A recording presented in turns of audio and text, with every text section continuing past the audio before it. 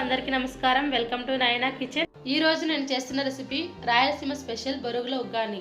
కావాల్సిన ఇంగ్రీడియంట్స్ 2 ఉల్లిపాయలు కట్ చేసుకుని తీసుకున్నాను, 2 రెమ్మల కరివేపాకు తీసుకున్నాను, 4 టొమాటాలను కట్ చేసుకుని తీసుకున్నాను, 6 పచ్చిమిర్చి కట్ చేసుకుని తీసుకున్నాను,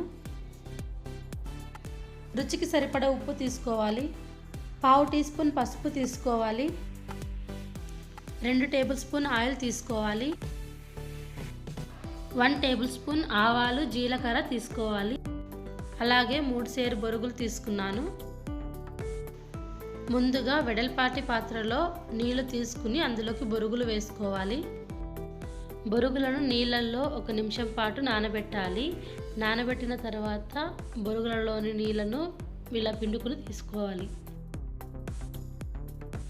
బొరుగులను తడుపుకుని తీసుకున్న తర్వాత ముందుగా ఒక కడాయి పెట్టుకుని అందులోకి 2 టేబుల్ స్పూన్ ఆయిల్ వేసుకోవాలి.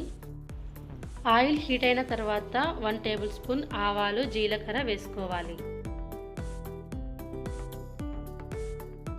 ఆవాలు చిటపటలాడిన తర్వాత ఆనియన్స్ వేసుకోవాలి, అలాగే కరివేపాకు వేసుకోవాలి,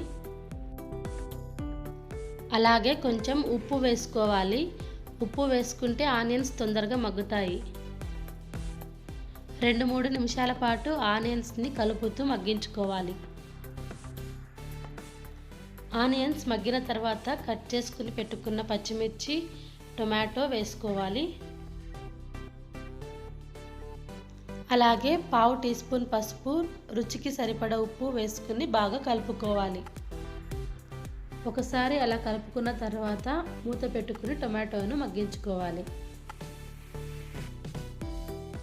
2 నిమిషాల తర్వాత మూత తీసి అడుగంటకుండా బాగా కలుపుకోవాలి.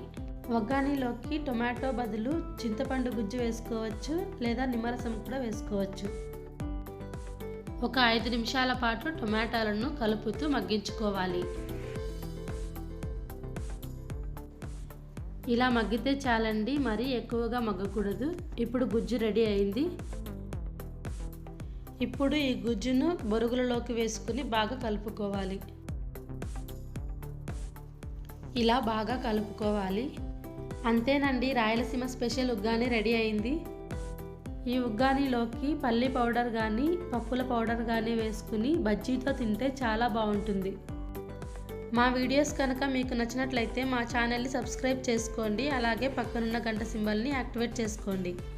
Thanks for watching. Don't forget to like, comment, share and subscribe to నైనా కిచెన్.